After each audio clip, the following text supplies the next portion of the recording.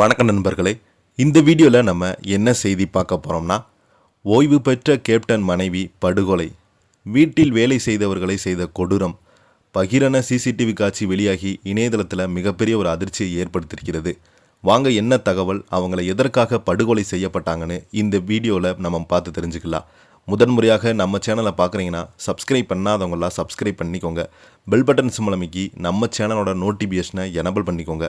நாங்கள் போடுற வீடியோ எல்லாமே உங்களுக்கு உடனுக்குடனே வந்து சேரும். ஹரியானா மாநிலம் பஞ்சாகுலாவில் ஓய்வு பெற்ற கேப்டனுடைய மனைவி அவரது வீட்டில் கொடூரமாக கொலை செய்யப்பட்ட சம்பவம் அந்த பகுதியில் பெரும் அதிர்ச்சியை ஏற்படுத்தியுள்ளது. 70 வயதான அந்த பெண்ணை வீட்டில் பணியாற்றிய பணிப்பெண் உள்ளிட்ட 3 பேர் சேர்ந்து கொலை செய்ததாக காவல்துறை விசாரணையில் தெரிய வந்திருக்கிறது. கொலைக்கு பிறகு யாருக்குமே தெரியாமல் உடலை மொட்டை மாடியில் மறைப்பதற்காக அவங்க முயன்றிருக்காங்க. விசாரணையில் அம்பலமாகியிருக்கிறது.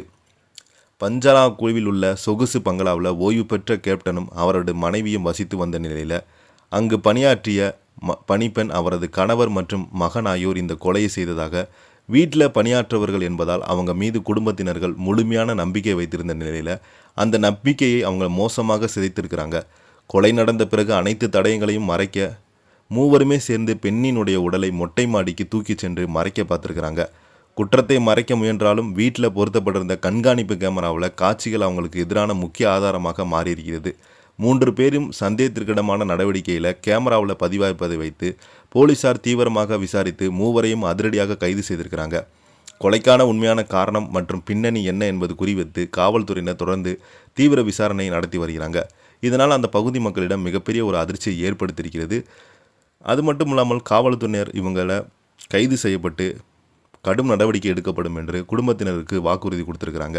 இந்த செய்தியை பற்றி நீங்கள் என்ன நினைக்கிறீங்கன்னு கீழே உள்ள கமெண்ட் பாக்ஸில் மறக்காமல் பதிவிடுங்க. இந்த வீடியோ உங்களுக்கு பிடிச்சிருந்தால் லைக் பண்ணுங்கள், ஷேர் பண்ணுங்கள். நன்றி, வணக்கம்.